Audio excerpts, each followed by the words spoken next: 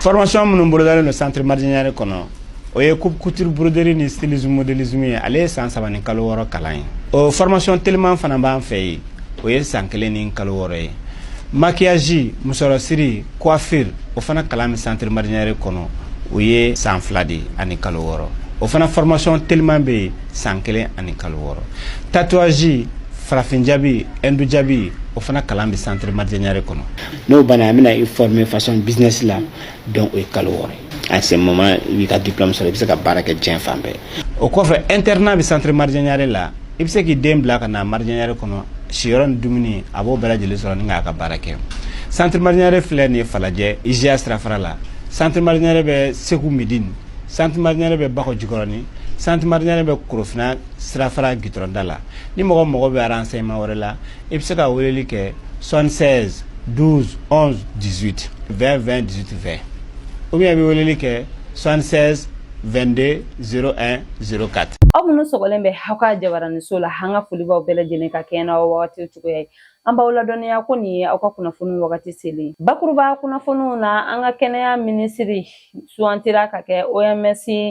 premier vice président ye an da bɛna don o kunnafoni na fo ka taga se an ka senamatɔnw ye u da don u ka kiiri ko min ni u ye o lase an ka kiiri tigilamɔgɔw ma ni o bɛ ɲɛsin u ka senamatɔnw cili ko ma an ka jamana ɲɛmaw fɛ u ye u da don o waleyaw la ka se ka ɲɛfɔli kɛ maaw ye an da bɛna don o ni a ɲɔgɔnna caman na ko kan kunnafoni olu bɛna lase aw ma aw bisimila.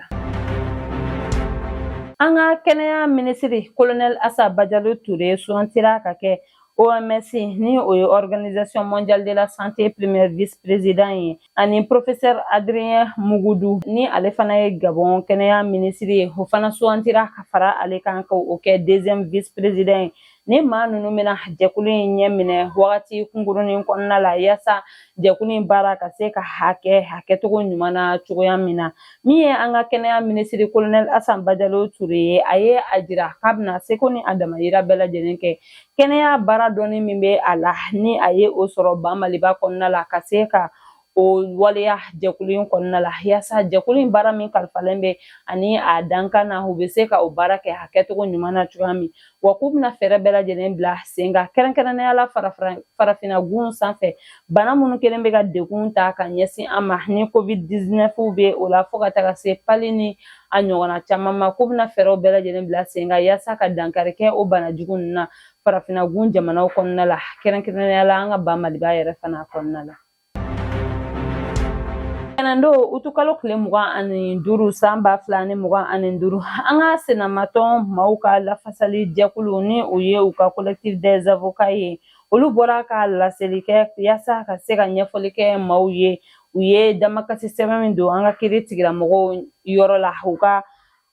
parti politiques cili ko la u ye a jira ko u kun ye damakasi sɛbɛn min don sigida fɔlɔ tribunal yɔrɔ ko sigida fɔlɔ tribunal maaw ye a ɲini ko olu bɛna na u senbɔ ko in na u ye fɛɛrɛ bila sen kan ka a lase cour constitutionnelle ma ni o ye cour suprême ye yaasa olu bɛ se ka kiiri baaraw kɛ cogoya min na min ye nin collectif maaw ye u ye a jira ko nisɔndiyalen don sabula k'u bɛ se ka fɔ ko u ye sebaya dɔ sɔrɔ ni sigida fɔlɔ tribunal maaw ka nin waleya in ye wa ko a jigiya bɛ u fɛ ko u dalen bɛ a la min ye cour suprême maaw ye ko u bɛna na kiiri tigɛcogo ɲuman na i n'a fɔ sariya bɛ a ɲini u fɛ cogoya min na sabula u ye a jira ko min ye cour constitutionnelle maaw ye u bɛna na u ka dossier lajɛ septembre kalo tile 24 nata in na o kɔfɛ u ye a jira k'u ye damakasi sɛbɛn fɛnɛ don CNT baarakɛla maa 2 kama ni o dɔ ye Bitɔn Mamari Kulubali ani Mulayi Keyita ye ka sababuya kɛ ko olu ye kumakan dɔw fɔ u ma bɔlɔlɔsiraw kan min bɛ dankari kɛ u ka hakɛw la ko fɛɛrɛw bɛɛ lajɛlen ka bila sen kan yaasa ni maa ninnu ka jɔ an ka kiiri tigilamɔgɔw ɲɛkɔrɔ ka kiiri tigɛ u n'u ni ɲɔgɔn cɛ yaasa olu bɛ se cogoya min na ka u ka sebaya sɔrɔ sabula u y'a jira ko CNT maaw bɛ lakana jamana fɛ n'a sɔrɔ ni dankari kɛra u la u ka baara de kɔnɔna la nka ko n'a sɔrɔ ni u ye waleya ta ka ɲɛsin maa wɛrɛ ma ni o ye damakasi sɛbɛn don o juguya la ko yamariya fosi tɛ jamana bolo k'a fɔ ko a bɛ nin maa ninnu lakana. Utukalo tile 12 su ka dugu jɛ a tile 13 la san 2025 an ka fintigilaka minnu bɛ Korofina du Nord la ni o commissaire divisionnaire ye Bakari Kulibali ye ale ni a ka cɛdenw ka wulikajɔ kɛra sababu ye ka tɛgɛ kɛ moto suyɛna dɔw la minnu ka baara tun bɛnnen bɛ moto suyɛn ma Banguni kɔnɔna la u ye tɛgɛ kɛ maa fɔlɔ la Banguni kɔnɔna la ni min tun bɛ moto suyɛni dɔ sanfɛ u kɛlen kɔfɛ ka tɛgɛ kɛ nin maa kofɔlen na u ka sɛgɛsɛgɛliw kɔnɔna la a dagayɔrɔ la u taara tɛgɛ kɛ moto wɔɔrɔ suyɛni fɛnɛ na o yɔrɔ la o kɔfɛ u ye a ɲininkaliw kɔnɔna la a tɔw bɛ yɔrɔ min na a ye i da don o la ka ɲɛfɔli kɛ o maa naani tɛgɛ sera ka kɛ olu fɛnɛ na a jirala ko nin maa ninnu si b'a daminɛ san 17 la ka taa bila san 23 la an bɛ wagati min na i ko bibi in na u bɛ an ka kiiri tigilamɔgɔw ɲɛkɔrɔ yaasa ka se ka u ɲangi cogoya min na wa min ye an ka nin finitigilaka ninnu ye ko bɛna fɛɛrɛ bɛɛ lajɛlen bila sen kan maa o maa ni i ka baara bɛnnen bɛ nin waleya jugu ma Bamakɔ kɔnɔna la ka se ka tɛgɛ kɛ i la cogoya min na min ye nin komisariya ye a ye a ka cɛdenw fo u ka nin wulikajɔ in na wa ko bɛna fɛɛrɛw bɛɛ lajɛlen bila sen kan yaasa lakana bɛ se ka sabati cogoya min na jamana kɔnɔna la.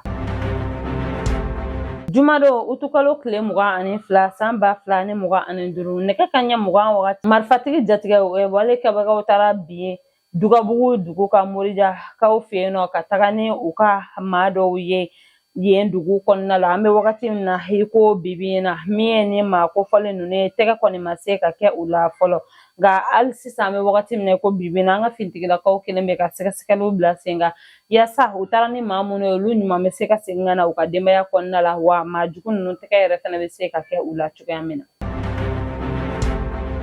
Utukalo tile 22 na a 23 san 2025 OPAM bɛ Kabara kaw fɛ yen nɔ Commissariat à la sécurité alimentaire ni programme alimentaire mondial ka bolodi ɲɔgɔnma kɔnɔna la u ye dɛmɛ ta ka ɲɛsin Tɔnbɔkutu ni Tawude ni dugu ma yaasa u bɛ se ka u yɛrɛ dɛmɛ ni o dɛmɛw ye cogoya min na an ka ministre Redouane Ag Mohamed Ali tun bɛ a kɛnɛ kan ale de ye nin balofɛn ninnu ta k'a di Tɔnbɔkutu ani Tawude ni kaw ma min ye balo tɔni 200 ni a kunkanfɛn o dira Tɔnbɔkutu ma min ye balo tɔni 200 ɲɔgɔn na o dira Tawudenikaw ma yaasa u bɛ se ka u yɛrɛ dɛmɛ ni a ye cogoya min na wa min ye commissariat à la sécurité alimentaire maaw ye u ye a jira k'u bɛna fɛɛrɛ bɛɛ lajɛlen bila sen kan yaasa ka nin waleyaw caya jamana yɔrɔ caman na nin wagati gɛlɛn ninnu kɔnɔna la u ye a jira ko dugu min bɛ yen ni o ye Sere Keyina ye ko u bɛna dɛmɛ ta ka ɲɛsin yen sigibagaw fɛnɛ ma baloko ta fanfɛla la yaasa dekun ni tɔɔrɔ min b'o u kan baloko ta fanfɛ caman bɛ se ka bɔ o la cogoya min na.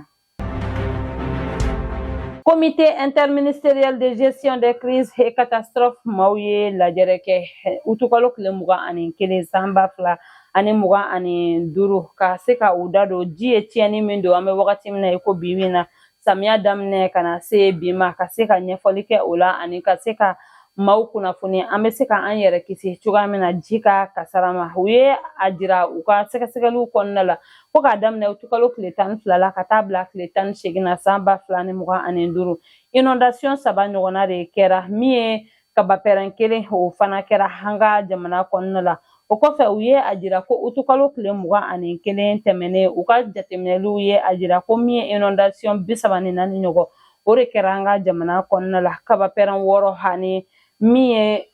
fiɲɛkolonba ci 4 ɲɔgɔn o de kɛra an ka jamana kɔnɔna la o hukumu kɔnɔna la min ye maa 23 olu de bɔnɛna u ni na maa 33 ɲɔgɔn na olu joginna ani min ye so 845 ɲɔgɔn na ko olu de binna o hukumu kɔnɔna la k'u bɛ welewelemada kɛ ka ɲɛsin jamanadenw ma ko an k'an janto an yɛrɛ la samiya ye wagati in na sabula ji tiɲɛni fanga ka bon kosɛbɛ ko ji nata fanga ka bon wa ko min ye Manantali ani Selenge baraji olu ju fɛnɛ n'a bilalen don maa minnu bɛ yen n'u sigilen bɛ jira kɛrɛfɛla la ko u ka fɛɛrɛ ɲini teliyala ka bɔ jira kɛrɛfɛla la sabula ko ɲina samiya tiɲɛni fanga ka bon kosɛbɛ an k'an janto an yɛrɛ la ni yanni san ka na an k'an ka fonse dingɛw an k'u labɔ ko an ka fara ka an ka ɲamaw ka olu fili an ka fonsew kɔnɔna la sabula nin waleya ninnu de bɛ se ka dankari kɛ an ka ɲɛnamaya la ko an ka an janto an yɛrɛ la ni san bɛ ka na ni san ye maa o maa sɔrɔ yɔrɔ min na ko i ka i jɔ ka san na don ye wa ko an kana sɔn k'an jɔ yiriw kɔrɔla la k'a fɔ ko an bɛ san na don ye sabula u bɛ se ka kɔlɔlɔ lase an ka ɲɛnamaya ma. an ka finitigilakaw ye wulikajɔ min bila sen kan utukalo kɔnɔna la u ye u da don la ka ɲɛfɔli kɛ an ka jamanadenw ye cogoya min na yaasa an bɛ se ka faamuyali sɔrɔ a la lakanako ta fanfɛ. U y'a jira ko utukalo tile 22 san 2025 u ye wulikajɔ bila sen kan an ka jamana yɔrɔ caman na. Kɛrɛnkɛrɛnnenya la Sevarekaw fɛ yen nɔ u ye tɛgɛ kɛ Bamanciwale tigilamɔgɔw ka jateminɛlikɛla dɔ la dɔngɔrɔw kɔnɔna la. Tɔnbɔkutukaw fɛ yen nɔ Bamanciwale tigilamɔgɔw ye mugu jugu dɔ fili min kɛra sababu ye ka maa 1 bɔnɛ a nin na ka maa 3 ka olu jogi. An ka finitigilakaw ka taama dɔ kɔnɔna la u taara bɔ bolimafɛn dɔ ka bolimafɛn min kɔnɔna la mugu jugu 10 ɲɔgɔnna tun b'a kɔnɔ min tun bɛnnen bɛ ka ci Tɔnbɔkutu kɔnɔna la nka an ka finitigilakaw ka baara ɲɛdɔn sababuya la o ko sera k'a bali. U ye a jira ko jafara bɛ kɔnɔna la. Bamanciwale tigilamɔgɔw kun kɛlen bɛ ka waleya jugu ta ka ɲɛsin an ka finitigilakaw ma nka an ka finitigilakaw ka vecteur aérien ye u ka kulun 2 tiɲɛ u ka kulun mun kɔnɔna la u ka kɛlɛkɛminɛnw n'u ka minɛn wɛrɛw tun bɛ a kɔnɔna la ani fana k'u sera ka tɛgɛ kɛ Bamanciwale tigilamɔgɔ maa 30 ɲɔgɔnna na ani min ye u ka motow fana u sera ka o caman tiɲɛ. An ka finitigilakaw ye a jira fana ko Bamanciwale tigilamɔgɔw ka kulun dɔ tun bɛ ka bɔ Masina kɔnɔna la ka na Jafara bɛ kɔnɔna la min kɔnɔna la u ka kɛlɛkɛminɛnw n'u ka minɛn caman tun b'a kɔnɔ an ka finitigilakaw sera ka tɛgɛ kɛ o la. An ka finitigilakaw ye a jira fana ko u ye waleya jugu min ta ka ɲɛsin u ma Biriki Were ni Farabugu kɔnɔna la. État-major général ni a ka cɛdenw ye fɛɛrɛ bɛɛ lajɛlen bila sen kan ka u ka vecteur aérien olu taara dankari kɛ Bamanciwale tigilamɔgɔw ka nin waleya jugu ninnu na wa État-major général des armées ko k'a b'a da jamanadenw tulo kan ko an ka hakili sigi min ye lakana baara ye ko u bɛ ka fɛɛrɛw bɛɛ lajɛlen bila sen kan u bɛ se ka ɲɛ cogoya min na jamana kɔnɔna la. Gawokaw fɛ yen nɔ o utukalo tile 22 kelen na Bantala kɔnɔna la Bamanciwale tigilamɔgɔw kun kɛlen bɛ ka fara ɲɔgɔn kan boloda ye an ka finitigilakaw juguya la nka an ka finitigilakaw ye dankari kɛ u ka waleya jugu la. O kɔfɛ fana utukalo tile 23 Gawo kɔnɔna la an ka finitigilakaw ka patrouille dɔ kɔnɔna la u ye tɛgɛ kɛ Bamanciwale tigilamɔgɔ maa caman ani u ka bolimafɛnw fana caman na o ye Gawo marabolo kɔnɔna la. Pesalit kɔnɔna la Bamanciwale tigilamɔgɔw u tun ye drone kamikaze dɔ ci an ka finitigilakaw ma yaasa ka dankari kɛ u la nka an ka finitigilakaw ka baara ɲɛdɔn kɔnɔna la u sera ka o waleya jugu ka o bali. An ka finitigilakaw ye a jira fana k'u ka vecteur aérien ye dankari kɛ Bamanciwale tigilamɔgɔw la Kidal marabolo kɔnɔna la yaasa ka lakana baara ka o sabati cogoya min na. État-major général des armées ko k'a b'a ka cɛdenw fo ka nin baara ninnu na wa fana k'u b'a ɲini jamanadenw fɛ an ka fanga fara u ta kan yaasa min ye lakana baara ye o bɛ se ka ɲɛ u bolo cogoya min na.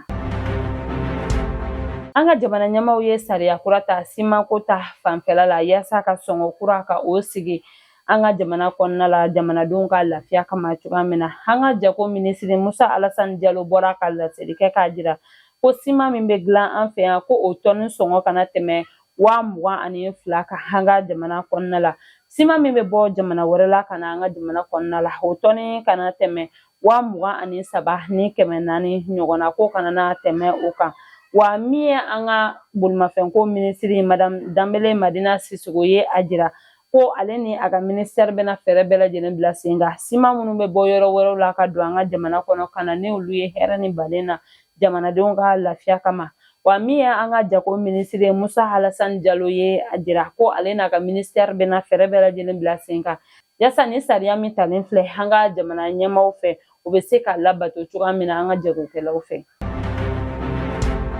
Tɛnɛndo utukalo tile 25 san 2025 nɛgɛ kanɲɛ 19 groupe scolaire Filidabo Sisoko min bɛ Jelibugukaw fɛ yen nɔ essence feereyɔrɔ dɔ tasuma mɛnɛna o la ka sababuya kɛ u ka camion citerne ni o bɛna essence di u ma tasuma mɛnɛna o la. Maa dɔw ye a jira ko lavage kɛyɔrɔ min bɛ u kɛrɛfɛla la ko yen baarakɛlaw de ye te sigi de tun bɛ tasuma la baara la min kɛra sababu ye ni tasuma wulila ni camion citerne na a kɛra sababu ye ka maa 1 ka o bɔnɛ a nin na min ye mobili 8 ɲɔgɔnna olu jenina ani katakatani ni moto jakarta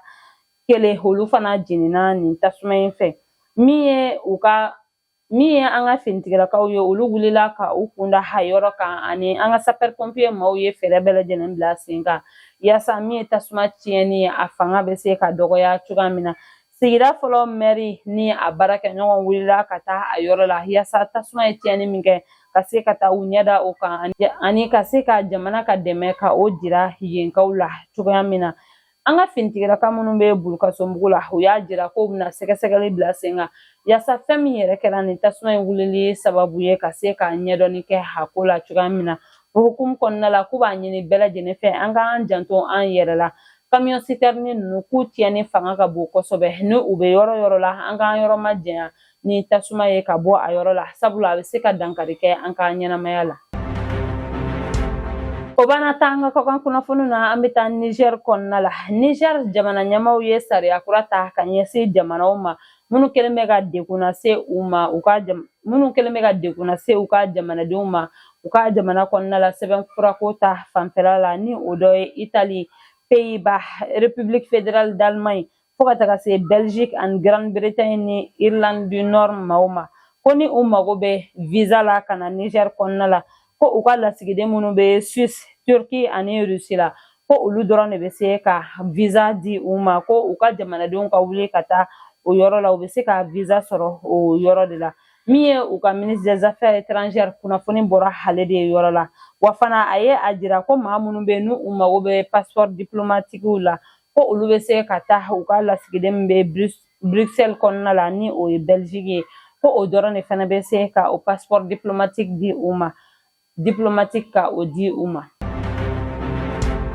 N'an bɔra an bɛ taa Côte d'Ivoire kɔnɔna la utu kalo tile 24 su ka dugu jɛ a 25 la nɛgɛ kanɲɛ 2 wagati marifatigi jatigɛ wale kɛbagaw taara bi Difta dugu kan ni o bɛ Burkina Faso ni Côte d'Ivoire dancɛ la ka taa bin yenkaw kan min kɛra sababu ye u ye u ka maa 4 bɔnɛ u ni na u taara ni u ka maa 1 ye muso 1 u ye o jeni ani u ka bugu fɛnɛ caman de jenina u fɛ u taara ni u ka baganw ani u ka bolimafɛnw caman de ye. Côte d'Ivoire état-major général des armées bɔra ka laseli kɛ k'a jira k'u ye u ka finitigilakaw bila ka taa nin dugu in na yaasa u bɛ se ka taa dɛmɛ ladon nin dugudenw ma cogoya min na. An bɛ wagati min na i ko bi bi in na u kelen bɛ ka sɛgɛsɛgɛliw bila sen na yaasa maa minnu kɛra nin waleya jugu in kɛbaga ye ka tɛgɛ kɛ u la ani u taara ni maa min ni baganw ni bolimafɛn minnu ye ka se ka segin ni o ye ka na o di nin dugudenw ma.